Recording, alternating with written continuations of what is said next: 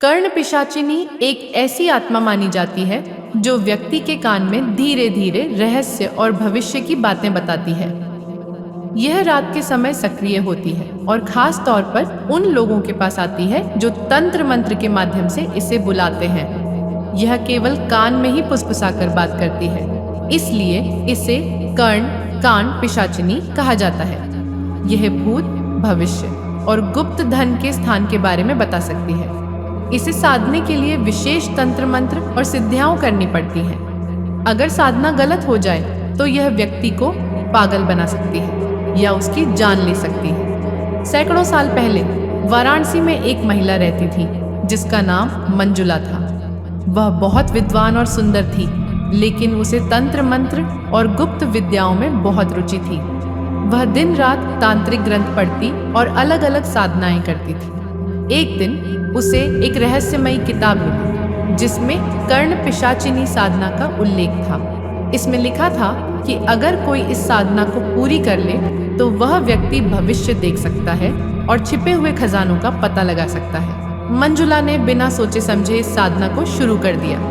उसने 40 दिन तक कठिन तपस्या की, लेकिन आखिरी दिन उससे एक गलती हो गई।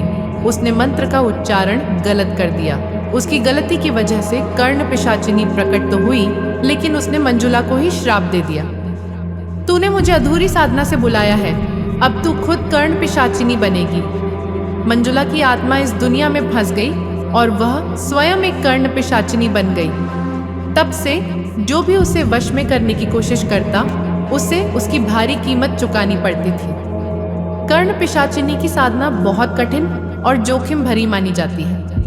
इसे करने के लिए एक साधक को कई नियमों का पालन करना पड़ता है। यह साधना अमावस्या की रात को की जाती है। साधक को अकेले किसी श्मशान में बैठना होता है और उसे एक विशेष मंत्र का 108 बार जाप करना होता है।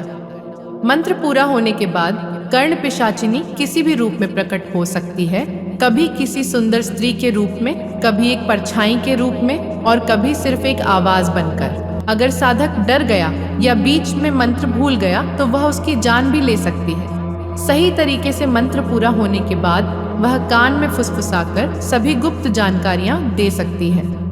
अगर साधना सफल हुई तो साधक को अपार ज्ञान और संपत्ति का वरदान मिल सकता है। अगर साधना असफल हुई तो कर्ण पिशाचिनी साधक के जीवन को नरक बना सकती है। वह हर समय कानों में अजीब आवाजें सुनेगा, धीरे धीरे पागल हो जाएगा और अंत में मौत के मुंह में समा जाएगा। अगर किसी को संदेह हो कि उसके आसपास कर्ण पिशाचिनी का प्रभाव है तो निम्नलिखित उपाय किए जा सकते हैं। हनुमान चालीसा और महामृत्युंजय मंत्र का नियमित पाठ करें। गंगा जल छिड़क कर घर को शुद्ध करें। रात को सोते समय भगवान का ध्यान करें और अपने कानों को ढक कर सोएं।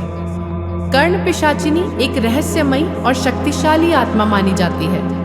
इसे वश में करना बहुत मुश्किल होता है और यदि साधना में कोई गलती हो जाए तो परिणाम भयंकर हो सकते हैं। इस आत्मा की कहानियां हमें यह सिखाती हैं कि अज्ञात शक्तियों के साथ छेड़छाड़ नहीं करनी चाहिए और लालच से बचना चाहिए।